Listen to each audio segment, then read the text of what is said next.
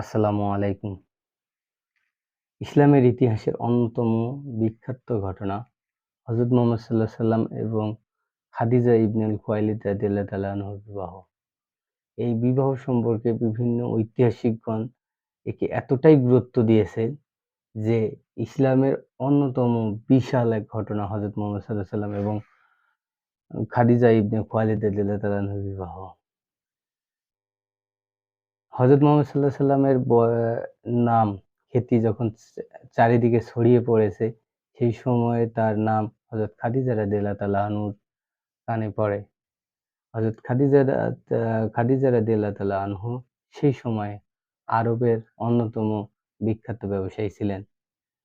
তার ব্যবসার ধারণা এরকম করে দেওয়া যায় যে কুরাইশদের যত বড়, বড় নেতা আছে তাদের যে সম্পদ তারা ব্যবসা করত তার তার একপাশে সব নেতার সম্পদ একপাশে রাখা হয় এবং হযরত খাদিজা রাদিয়াল্লাহু তাআলা আনহুর সম্পদ একপাশে রাখা হয়।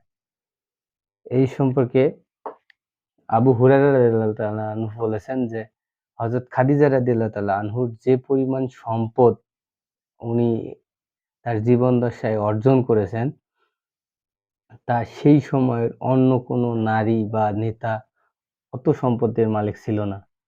হযরত মুহাম্মদ সাল্লাল্লাহু আলাইহি সাল্লামকে হযরত খাদিজা রাদিয়াল্লাহু তাআলা আনহু ব্যবসায়ী প্রতিনিধিত্ব করে সিরিয়ায় প্রেরণ করেন এবং হযরত মুহাম্মদ সাল্লাল্লাহু আলাইহি সাল্লামের সাথে হযরত খাদিজা রাদিয়াল্লাহু তাআলা আনহুর দাসী মাইসাকে প্রেরণ করেন। মাইসা হযরত মুহাম্মদ সাল্লাল্লাহু আলাইহি সাল্লামের ব্যবহার, আচার-আচরণের গতিবিধির দিকে লক্ষ্য রেখেছিলেন। সিরিয়ায় প্রায় ২ মাস হযরত মুহাম্মদ সাল্লাল্লাহু আলাইহি সাল্লাম সেখানে অবস্থান করেন এবং ২ মাসে ব্যবসা করে তিনি দ্বিগুণ মুনাফা অর্জন করেন। মক্কায় ফিরে আসার পর হযরত মুহাম্মদ সাল্লাল্লাহু আলাইহি সাল্লাম সম্পর্কে খাদিজা ইবনে খুয়াইলিদ রাদিয়াল্লাহু তাআলা আনহুকে তার দাসী মাইশা হযরত মুহাম্মদ সাল্লাল্লাহু আলাইহি সাল্লামের ব্যবহার, আচার-আচরণ সবকিছু তার কাছে খোলাসা করেন।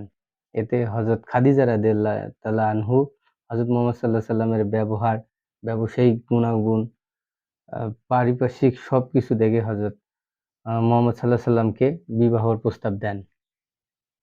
হযরত মুহাম্মদ সাল্লাল্লাহু আলাইহি সাল্লামের বিবাহের জন্য সবচাইতে বেশি যিনি কাজ করেছেন তিনি হযরত মুহাম্মদ সাল্লাল্লাহু আলাইহি সাল্লামের আপন ফুফু হযরত সাফিয়ান রাদিয়াল্লাহু তাআলা আনহু এবং হযরত সাফিয়ান ছিলেন হযরত হযরত হামজা রাদিয়াল্লাহু তাআলা আনহুর আপন বোন এবং হযরত খাদিজা রাদিয়াল্লাহু তাআলা আনহুর ভাই আউয়ালের স্ত্রী এবং হযরত জুবায়ের রাদিয়াল্লাহু তাআলা আনহুর মা।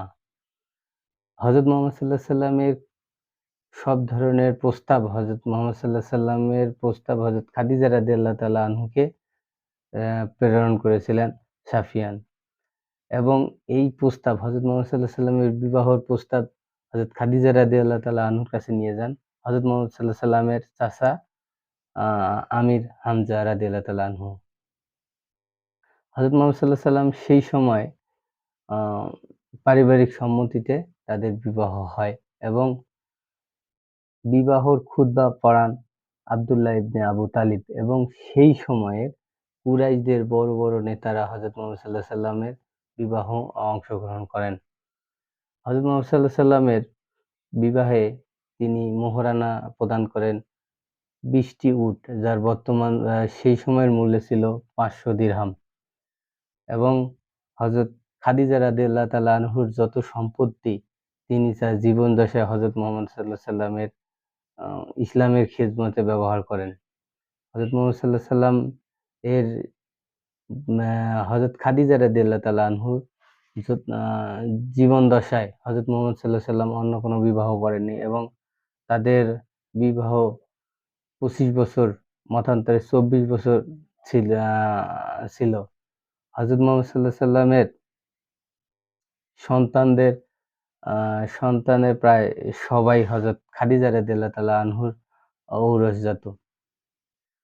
হযরত হযরত মুহাম্মদ সাল্লাল্লাহু আলাইহি সাল্লাম শেষ পর্যন্ত হযরত খাদিজা রাদিয়াল্লাহু তাআলা আনহুকেই সবচাইতে বেশি ভালোবাসতেন। এর যে এরকম একটা হাদিস আছে যে হযরত মুহাম্মদ সাল্লাল্লাহু আলাইহি সাল্লাম মাঝে, মাঝেই আ হযরত খাদিজা রাদিয়াল্লাহু তাআলা আনহুর নাম বলতেন এবং আ তাকেই বেশি ভালোবাসতেন। এতে হযরত আয়েশা রাদিয়াল্লাহু তাআলা আনহু হিংসুটে মনোভাব নিয়ে বলছেন একদিন যে, হযরত খাদিজা রাদিয়াল্লাহু তাআলা আনহুকে এত ভালোবাসার পিছনে আপনার কারণ কি?